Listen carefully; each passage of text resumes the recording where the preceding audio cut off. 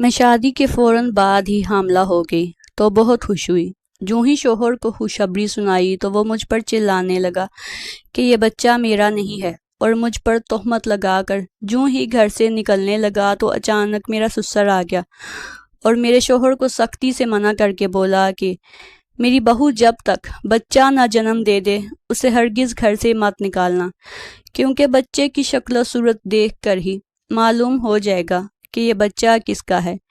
یوں 9 ماہ بعد جب میں نے بچہ جنا تو سب کے پاؤں تلے سے زمین نکل گئی، کیونکہ وہ بچہ واقع ہی شوہر کا۔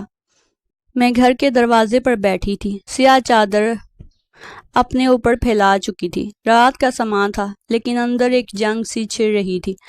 نظریں آسمان پر آتے اس چاند پر تھی جس پر بھی داغ تھے، لیکن اس کا حسن کمال تھا۔ داغ ہونے کے باوجود وہ کتنا مکمل اور کتنا خوبصورت تھا۔ کاش زندگی بھی ایسی ہی ہوتی۔ زندگی میں داغ جیسے جیسے بڑھتے جا رہے تھے ویسے ویسے زندگی کا حسن ختم ہوتا جا رہا تھا۔ جب میں نے اپنے پیٹ پر ہاتھ رکھا، اندر دھڑکن کا احساس واضح تھا۔ میری آنکھوں سے آنسو رواں ہونے لگے۔ جہاں اولاد رشتے میں خوبصورتی کا باعث تھی، وہیں میری زندگی میں سیاہی گھول چکی تھی۔ یا اللہ، اگر یہ اولاد تیری رضا ہے تو اس کی حفاظت فرما۔ میں روتے ہوئے اللہ سے مدد مانگ رہی تھی۔ آنسو شدت سے آنکھوں سے رواں تھے جب اچانک مجھے نیچے سے چیخنے چلانے کی آواز آئی۔ میں ڈرتے ہوئے کھڑی ہوئی، اپنے آنسو صاف کیے اور آہستگی سے قدم نیچے کی جانب بڑھائے جہاں میرا شوہر میرے سسر پر غصہ کر رہا تھا۔ آپ نے اچھا نہیں کیا۔ جب میں کہہ رہا ہوں میں اولاد پیدا کرنے کی صلاحیت ہی نہیں رکھتا تو وہ ماں کیسے بن سکتی ہے؟ ٹیبل پر ہاتھ مارے میرا شوہر چلایا تو میرا دم سا گھٹنے لگا۔ میں دیوار کی آڑ میں ہو گئی کیونکہ میرے شوہر کے سر پر خون سوار تھا۔ اگر میں سامنے جاتی تو ایک بار پھر وہی سب کرتا۔ تم ہوش کے ناخن لو آلیان، اپنا دماغ درست رکھو۔ ہو سکتا ہے تمہیں غلط فہمی ہو، جس سے تمہاری شادی ہوئی ہے وہ ایک نیک پاک باز لڑکی ہے۔ میرے سسر میری حمایت میں بولے تو میرے اندر مزید درد بھرنے لگا کہ بیوی کی پاکیزگی کا گواہ تو اس کا اپنا شوہر ہوتا ہے، اس کا لباس ہوتا ہے، اور میرا شوہر مجھے یوں سب کے سامنے رسوا کر رہا تھا، ذلیل کر رہا تھا۔ آپ تو چپ ہی کریں، اس لڑکی نے نہ جانے کیا گھول کر پلا دیا ہے آپ کو، اس کا اتنا بڑا گناہ نظر نہیں آ رہا؟ میں تو کہتی ہوں اسے سنسار کر دیں۔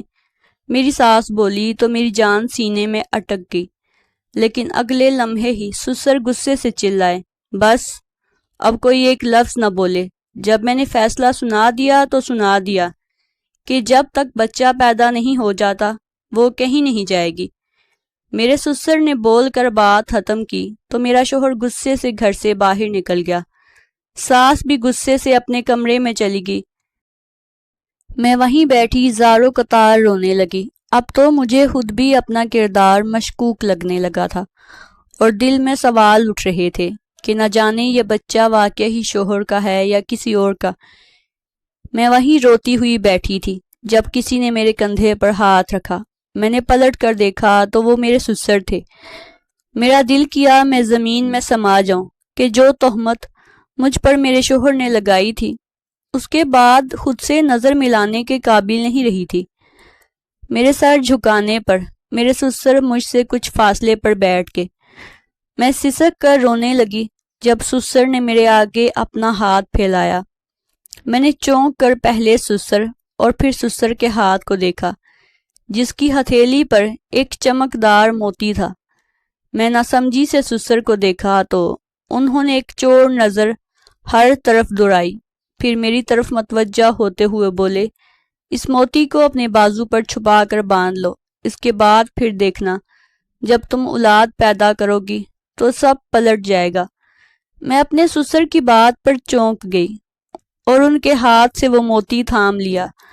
جب وہ میرے سر پر ہاتھ رکھتے کھڑے ہو گئے اور جیسے ہی باہر جانے لگے، جاتے جاتے رک کر مجھے دیکھنے لگے۔ میں ایک بار پھر سسر کو ناسمجھی سے دیکھنے لگی۔ جب میرے سسر نیچے جھکے اور جو بولے، ان کی بات سنتے ہی میرے جسم میں سرد لہر دوڑ گئی وہ بولے میں تمہارا راز جانتا ہوں۔ یہ بول کر وہ مسکراتے ہوئے باہر چلے گئے، جبکہ میں پتھر کی ہو گئی کہ ان کو میرا کون سا راز معلوم ہو گیا۔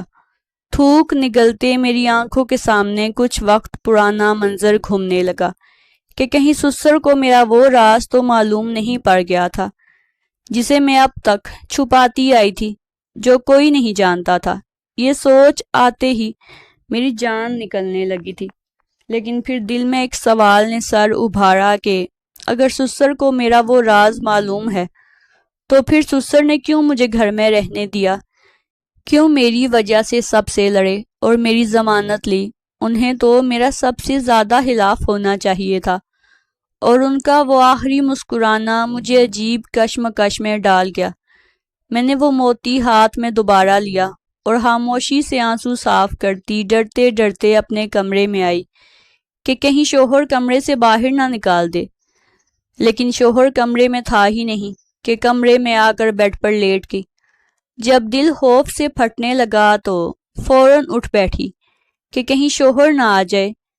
میں نے کھڑے ہوتے ہی جلدی سے کمرے کا دروازہ اندر سے لاک کیا اور واپس بیڈ پر بیٹھ کر بیڈ کراؤن سے ٹیک لگا لی۔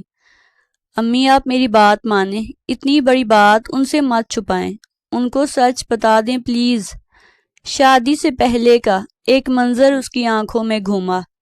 تم چپ کرو، اگر ان کو یہ بات پتہ چل گئی تو رشتہ ہونے سے پہلے ہی ٹوٹ جائے گا۔ کوئی ایسی لڑکی کو نہیں اپنائے گا جو…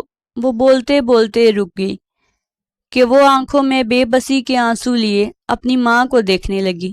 انہیں بھی اپنے تلخ جملوں کا احساس ہوا تو گہری سانس لیتی اس کے سامنے آئی۔ یہ تلخ حقیقت ہے، کوئی ایسی لڑکی کو نہیں اپناتا میری بچی۔ وہ بول کر کمرے سے نکل گئی، جبکہ وہ پتھر ہو کر رہ گئی تھی۔ میرا نام فبیہہ ہے، عمر 25 برس ہے، میں کراچی کی رہنے والی ہوں۔ میرے والد کا انتقال کچھ برس پہلے ہوا تھا، اور یہ ہمارے گھر پر ایک بڑی ظلمی داستان تھی، کیونکہ میرے والد کی موت کے پیچھے وجہ مجھ سے جڑا ایک بڑا سچ میرے والد کی جان لے گیا۔ کچھ عرصہ بعد اماں پریشان رہنے لگی۔ میں نے محسوس کیا جب سے ابا کا انتقال ہوا تھا، اماں کمرے میں بند رہتی تھی اور روز کمرے میں سے عجیب و غریب قسم کی آوازیں آتی تھی۔ ایسا لگتا تھا جیسے اماں روتے ہوئے کسی سے التجا کر رہی ہو، لیکن دروازہ اندر سے لاک ہوتا۔ صبح جب اماں اٹھتی تو اماں کی آنکھیں سرخ اناری ہو رہی ہوتی تھی۔ میں پریشان رہ جاتی کہ اماں کی آنکھیں اتنی سرخ کیوں ہوتی ہیں، وہ اتنا کیوں روتی ہیں؟ رات ایسا کیا ہوتا ہے جو وہ رو رو کر ایسا حال کر لیتی ہیں؟ لیکن لاکھ پوچھنے کے باوجود وہ یہ کہہ کر ٹال دیتی کہ تمہارے ابا کی یاد ستا رہی تھی۔ جب مجھے اماں کی باتیں جھوٹ لگتی تھی، کیونکہ وہ کمرے میں کسی کی منتیں کرتی تھی، لیکن کان لگا کر سننے کے باوجود مجھے اندر سے کوئی آواز نہیں آتی تھی۔ پھر ایک دن اچانک گھر کے باہر ایک گاڑی آ کر رکی۔ میں یہ دیکھ کر حیران تھی کہ وہ گاڑی کافی بڑی اور مہنگی تھی۔ اس گاڑی میں سے ایک امیر کبیر بندہ نکلا۔ میں دروازے میں کھڑی اسے باغور دیکھ رہی تھی جب وہ مجھے دیکھتے ہوئے مسکرائے اور میرے پاس آ کر ٹھہرے اور باغور مجھے دیکھنے لگے۔ پھر گہرا مسکرائے اور بھرم سے پوچھا، تمہاری ماں کہاں ہے؟ ان کے پوچھنے کا انداز کچھ چونکا دینے والا تھا۔ وہ ایسے پوچھ رہے تھے جیسے میری ماں اس کی زر خرید غلام ہو۔ مجھے اس کا انداز ایک آنکھ نہ بایا، لیکن میں دنگ رہ گئی جب وہ بنا پوچھے میرے برابر سے گزرتے ہوئے اندر چلا گیا۔ میں حیرت زدہ سی اس کے پیچھے گئی۔ کہاں گھسے جا رہے ہیں؟ یہ آپ کا گھر نہیں ہے۔ میرا کہنا تھا کہ وہ پلٹے، مجھے تعجب سے دیکھنے لگے۔ اس سے پہلے وہ کچھ کہتا، اماں اندر سے باہر آئی اور اسے دیکھتے ہی کچھ پل کے لیے گھبرائیں۔ تم اندر جاؤ، کمرے میں دیکھو، پورا کمرہ پھیلا ہوا ہے، اماں نے غصے سے کہا تو میں نے ایک نظر اس آدمی کو دیکھا، پھر حیرت سے اماں کو دیکھا، لیکن وہ مسلسل مجھے کمرے میں جانے کا کہہ رہی تھی۔ میں خاموشی سے کمرے میں چلی گئی، لیکن مجھے اماں کا انداز ایک آنکھ نہ بھایا تھا۔ میں نے جیسے ہی کمرے میں قدم رکھا پیچھے سے اماں نے دروازہ بند کر دیا۔ میں واپس پلٹ کر دروازہ بجانے لگی۔ اماں دروازہ کھولیں، دروازہ کیوں بند کیا ہے؟ میرے پوچھنے پر اماں ایک دم چلائیں، چپ کر کے اندر بیٹھ جاؤ، خود کھول دوں گی۔ میں مجبوراً چپ ہو گئی، لیکن مجھے کسی صورت چین نہیں آ رہا تھا۔ میں جلے پیر کی بلی کی مانند کمرے میں ٹہلتی، یہ جاننے کے لیے پاگل ہو رہی تھی کہ میری ماں باہر اس غیر شخص کے ساتھ کیا کر رہی ہے اور مجھے کمرے میں بند کرنے کا مقصد۔ میں پل پل گنتی کمرے میں ٹہلنے لگی، لیکن پورے 1 گھنٹے بعد اماں نے کمرے کا دروازہ کھولا۔ میں کمرے سے باہر نکلی، پورا گھر دیکھنے لگی، لیکن گھر میں کوئی نہیں تھا۔ وہ آدمی جا چکا تھا۔ میرا خون کھولنے لگا۔ اماں، کون تھا وہ آدمی اور آپ اس کے ساتھ کیا کر رہی تھی؟ مجھے کمرے میں کیوں بند کیا؟ میں بولی تو اماں کا ہاتھ مجھ پر اٹھ گیا۔ میں حیرت سے اماں کو دیکھنے لگی، ان کی آنکھوں میں آنسو چمکنے لگے اور وہ روتے ہوئے بولی، میں تمہارے غم میں گھل رہی ہوں اور تم مجھ پر شک کر رہی ہو۔ آج تمہاری آنکھوں میں یہ شک و شبہ دیکھ کر مجھے یوں لگ رہا ہے جیسے میں اچھی عورت نہیں ہوں۔ جو آیا تھا وہ تمہارا سسر تھا اور میں نے اس کے بیٹے سے تمہارا رشتہ پکا کیا ہے۔ اس جمعے کو تمہارا نکاح ہے۔ وہ بولی تو میرے پیروں تلے سے زمین کھسک گئی۔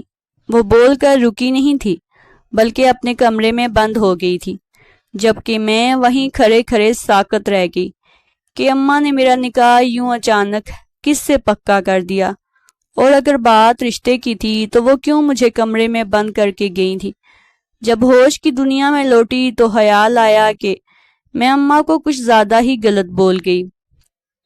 مجھے ڈائریکٹ ایسے نہیں پوچھنا چاہیے تھا۔ میں نے اماں کے کمرے پر دستک دی، لیکن اماں نے دروازہ نہ کھولا۔ میں خاموشی سے اپنے کمرے میں آ گئی، لیکن میرا ذہن مستقل طور پر وہیں اٹکا تھا کہ نہ جانے وہ امیر شخص کون تھا اور میری ماں کس سے میرا نکاح کروا رہی تھی۔ یہی سوچتے سوچتے نہ جانے کب میری آنکھ لگی۔ میں نیند میں تھی جب کسی نے میرا بازو جھنجھوڑتے ہوئے مجھے جگایا۔ میں نے آنکھیں کھولی، سامنے اماں بیٹھی تھی۔ اماں کو دیکھتے ہی میں اٹھ بیٹھی۔ اس سے پہلے کہ میں اماں سے معافی مانگتی یا کچھ اور کہتی، بات کی پہل اماں نے کر دی۔ وہ بولی، کل تمہارا نکاح ہے، تمہارے شوہر کا نام فراز ہے، کل مسجد میں اس سے تمہارا نکاح ہوگا۔ آج جو آئے تھے وہ تمہیں اپنے ساتھ لے جائیں گے۔ ان کا کہنا تھا کہ میں حیرت سے اماں کو دیکھنے لگی۔ تو کیا آپ میرے نکاح میں شریک نہیں ہوں گی؟ میں نے پوچھا، پر انہوں نے نفی میں سر ہلایا۔ میں تمہارے نکاح میں شرکت نہیں کر سکتی۔ اور ایک بات میری کان کھول کر سن لو، تم سسرال میں کسی کو میرا نام نہیں بتاؤ گی، نہ ہی کبھی مجھ سے ملنے آؤ گی۔ جو بھی مسئلہ ہو صرف فون پر مجھ سے رابطہ کرنا، کبھی مجھ سے ملنے کی کوشش مت کرنا۔ اماں نے یک دم میرے پیروں تلے سے زمین کھینچ لی تھی اور میں سن ہو کر اپنی ماں کو دیکھ رہی تھی۔ اماں، ایسے کیسے ممکن ہے؟ میں یہ سب نہیں کر سکتی، اور آپ کیسے مجھے یوں بے آسرا اور بے سہارا چھوڑ سکتی ہیں؟ میں یک دم رونے لگی جب اماں غصے سے بولی، میں مر نہیں رہی اور وہ تمہیں بہت خوش رکھیں گے، لیکن اپنے ماضی کو بھول جانا اگر خوشگوار زندگی گزارنا چاہتی ہو تو، اور ویسے بھی جو سب تمہارے ساتھ ہو چکا ہے اس کے بعد تو مشکل ہے کوئی تمہیں اپنائے۔ اماں کے لہجے میں اس قدر حقارت تھی کہ میں دنگ رہ گئی کہ وہ میری اماں ہیں۔ اماں، آپ نے ان کو میری سچائی نہیں بتائی؟ میرے پوچھنے کی دیر تھی کہ اماں ایک دم چلائی، خبردار، تم نے وہ بات اپنے منہ سے نکالی یا کسی کو بتائی، اس بات کو راز رہنے دو، بھول جاؤ۔ لیکن میں اماں کے بات سے منتفق نہیں تھی۔ آخر کب تک وہ راز چھپ سکتا تھا؟ ایک نہ ایک دن معلوم ہو ہی جاتا، اور پھر کیا ہوتا؟ اماں، ایسی باتیں نہیں چھپتی۔ میرے کہنے کی دیر تھی کہ اماں ایک دم رونے لگی۔ اگر تم نے اس متعلق سسرال میں اپنی زبان کھولی تو میں زہر کھا کر مر جاؤں گی۔ کل تمہارا نکاح ہے، تیار ہو جانا، ورنہ میں زہر کھا لوں گی۔ وہ مجھے دھمکا کر جا چکی تھی، جبکہ میں وہیں روتے ہوئے رہ گئی۔ اگلے دن وہ امیر آدمی واپس آیا اور مجھے اپنے کمرے میں ساتھ لے گیا۔ میں نے اماں کی بہت منتیں کی پر اماں نے میری ایک نہ سنی۔ وہ آدمی مجھے باغور دیکھتا، میں اس کے دیکھنے پر بری طرح پہلو بدل رہی تھی۔ جب وہ بولا شکل و صورت میں اپنی ماں جیسی ہو، خدا کرے حرکتیں ویسی نہ ہوں۔ وہ بولے تو میں ناسمجھی سے انہیں دیکھنے لگی۔ میرا چہرہ یک دم سرخ ہو گیا، لیکن میں نے جواب نہ دیا کہ اب اماں کے گھر لوٹ نہیں سکتی۔ وہ آدمی مجھے مسجد میں لے گیا اور میرا نکاح فراز سلطان کے نام کے آدمی سے پڑھوا دیا۔ یعنی سلطان اس آدمی کا نام تھا جو مجھے اپنے ساتھ لایا تھا۔ جب نکاح کے بعد میں گاڑی میں بیٹھی تو وہاں ایک اور آدمی موجود تھا۔ ان دونوں کی باتوں میں مجھے اپنا آپ وہاں بیکار لگا، لیکن باتوں سے اندازہ ہوا وہ دوسرا آدمی میرا شوہر فراز تھا۔ میں اسے دیکھتے ہی دنگ رہ گئی کہ وہ بلا کا حسین اور خوبصورت وجاہت سے بھرپور شخص تھا۔ نہ جانے اس نے مجھ سے شادی کیوں کی، بنا دیکھے نکاح کر لیا۔ میرا دل خوفزدہ بھی تھا۔ جب وہ مجھے ایک چھوٹے مگر خوبصورت بنگلے میں لے آئے، میں ان کے پیچھے ہی بنگلے کے اندر چلی گئی۔ وہ بنگلہ مختصر مگر خوبصورت تھا۔ اندر داخل ہوئے تو ایک تیار ہوئی عورت مسکراتی ہوئی باہر آئی، لیکن وہ عورت کی مسکراہٹ مجھے دیکھتے ہی مٹ گئی۔ وہ مجھے پہلے باغور اور پھر غصے سے دیکھنے لگی اور میرے متعلق پوچھنے لگی، تو میرے سسر نے مجھے سامنے کمرے میں جانے کا اشارہ کیا۔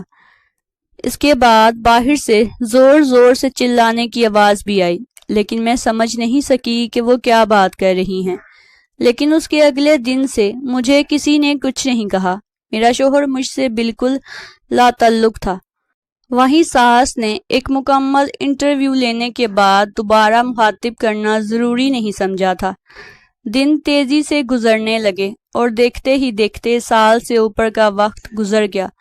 بظاہر میں اور میرا شوہر ایک تھے، لیکن الگ الگ کمرے میں رہتے تھے۔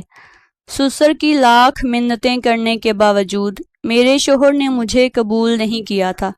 شاید اس وجہ سے میرے سسر نے زبردستی شادی کروائی تھی۔ اور دوسری حیران کن بات یہ تھی کہ میرے سسر کا رویہ میرے ساتھ بہت اچھا ہو گیا تھا۔ وہ مجھ سے بہت محبت سے پیش آتے، میرا بہت خیال رکھتے، بولے بنا ہر چیز پوری کرتے۔ بالآخر ایک مدت کے بعد میرے شوہر نے مجھے قبول کر لیا اور میرے ساتھ نئی زندگی کی شروعات کی۔ لیکن اس پورے وقفے میں جو سب سے زیادہ اذیت ناک چیز تھی وہ یہ تھی کہ میری ماں نے مجھ سے رابطہ نہیں کیا۔ ان کا فون نمبر بھی بند تھا۔ میں بہانے سے ہر ہفتے چپ کر کے گھر کا چکر لگاتی، لیکن اس 2 سال کے وقفے میں گھر کے باہر مجھے تالا ہی ملا۔ محلے والوں سے پوچھنے پر مجھے معلوم ہوا کہ میرے جانے کے اگلے دن ہی ایک گاڑی گھر کے باہر آئی اور میری اماں اس پر سوار ہو گئی اور اب تک نہیں لوٹی۔ یہ سن کر میرے ہاتھ پیر ٹھنڈے ہو گئے۔ میرا دل کہتا تھا اماں سلامت ہے، انہوں نے جان بوجھ کے یہ سب کیا، لیکن مجھے پھر بھی ان کے لیے فکر ہو رہی تھی، ان کی آگوش کے لیے تڑپ رہی تھی۔ میری ساس کا رویہ میری شادی کے بعد سے تو انجان ہی تھا، لیکن جب سے میرے شوہر نے قبول کیا تھا ان کا رویہ بہت برا ہو گیا تھا۔ وہ میرے شوہر کو بہانے سے کچھ نہ کچھ پٹیاں پڑھاتی تھی، لیکن جب وہ پٹیاں پڑھاتی میرے شوہر کا رویہ مجھ سے بہت اچھا ہو جاتا۔ میں بھی اب کچھ پرسکون تھی، لیکن صرف اولاد کی خواہش چمک رہی تھی کہ میں نے سن رکھا تھا کہ اولاد کے آنے کے بعد زندگی بدل جاتی ہے، شوہر کی زندگی میں اہمیت بڑھ جاتی ہے اور رشتہ مضبوط ہو جاتا ہے۔ اس لیے دن رات روتے ہوئے میں اللہ سے صرف اولاد کی دعا مانگ رہی تھی، اور 3 ماہ بعد ہی میں حاملہ ہو گئی۔ میں جب بے انتہا خوشی سے میں نے یہ بات صبح اپنے شوہر کو بتائی تو وہ پہلے حیرت سے پھر بے یقینی سے مجھے دیکھنے لگے، پھر یک دم میرا گلا پکڑ کر پوچھنے لگے کہ یہ کس کا بچہ ہے جو تمہارے وجود میں پل رہا ہے۔ ان کا پوچھنا تھا کہ میرا دل کام کر رہ گیا۔ میں نے روتے ہوئے نفی میں سر ہلایا اور کچھ بولنا چاہا، لیکن وہ زور زور سے چلانے لگے، بد کردار عورت، تم غلیظ عورت ہو، میں تمہیں اپنی زندگی میں نہیں رکھوں گا، ابھی طلاق دے کر تمہیں اپنی زندگی سے فارغ کروں گا۔ وہ چلتا ہوا مجھے لاؤنج میں لے آیا۔ میری ساس سسر بھی کمرے سے باہر نکل آئے۔ اس سے پہلے کہ میرا شوہر مجھے طلاق دیتا، میرے سسر نے انہیں روک دیا۔ یہ کیا کر رہے ہو فراز؟ تم پاگل ہو گئے ہو، تم ایسا کچھ نہیں کرو گے۔ وہ بولے تو میرا شوہر مزید بھڑک گیا اور غصے سے چلایا، یہ لڑکی بد کردار ہے، اس کے وجود میں ناجائز اولاد پل رہی ہے، یہ میرے ساتھ میری بیوی کی حیثیت سے نہیں رہ سکتی۔ میرا شوہر بول ہی رہا تھا کہ میری ساس بھی درمیان میں بول اٹھی، ہاں ہاں صحیح کہہ رہا ہے فراز، میں نے بھی دیکھا ہے، اس لڑکی کے طور طریقے ٹھیک نہیں ہیں، بار بار بہانے سے نہ جانے کون سی بستی جاتی ہے اور موبائل پر لگی رہتی ہے۔ میں خود اس لڑکی کو مشکل سے برداشت کر رہی تھی اور اب تو اس کی بد کرداری پر ٹھپا لگ گیا ہے۔ وہ غصے سے بولی، لیکن میرے سسر نے انہیں آگے نہ بولنے دیا۔ میرا شوہر مستقل اس بات سے انکاری تھا کہ وہ بچہ اس کا نہیں ہے۔ میرے سسر نے جب اس بات کا ثبوت مانگا کہ وہ کیسے کہہ سکتا ہے کہ بچہ اس کا نہیں ہے، تو وہ آگے سے کوئی وجہ نہ بتا سکا، لیکن اس بات پر ڈٹا رہا کہ وہ بچہ اس کا نہیں ہے۔ تب میرے سسر نے DNA کا کہا تو ساس غصہ ہو گئی اور بولی، اب ہسپتال میں بھی میرے بچے کو بدنام کرو گے۔ اس وجہ سے خاموش ہونا پڑا اور میرے سسر نے آخری فیصلہ یہ سنایا کہ جب تک بچہ نہیں ہو جاتا کوئی فیصلہ نہیں کیا جا سکتا۔ لیکن میرا شوہر میری شکل دیکھنے سے بھی انکاری تھا۔ پھر میں نے رات کو کمرہ لاک کر کے گزاری کہ کہیں غصے میں میرا شوہر انتہائی قدم نہ اٹھا لے۔ اس وقت مجھے رونا آیا اور اپنی امی سے بہت شکوہ ہوا کہ وہ کیوں اتنی خود غرض نکلی۔ میں نے پہلے ہی اپنے سسر سے اپنی ماں کے متعلق پوچھنے کی بہت کوشش کی پر وہ ٹال دیتے تھے، لیکن اب تو میرا سسر میرا راز بھی جانتا تھا، اور کون سا راز، یہ سوچ سوچ کر میری جان نکل رہی تھی۔ دن تیزی سے گزرنے لگے۔ میرا شوہر اس دن کے بعد سے گھر نہ آیا۔ میری ساس نے الگ ہنگامہ مچا رکھا تھا کہ میں ان کا گھر کھا گئی۔ وہ مجھ سے شدید نفرت کر رہی تھی، کئی بار مجھے دھمکا چکی تھی کہ میں کہیں بھی جاؤں پر گھر سے نکل جاؤں، لیکن ابھی میری جان سے ایک اور جان جڑ چکی تھی، تبھی میں مجبور تھی۔ 9 ماہ بہت مشکل سے گزارے اور ڈیلیوری کا دن آن پہنچا۔ میرے سسر نے میرے شوہر کو بھی فون کر کے بلا لیا۔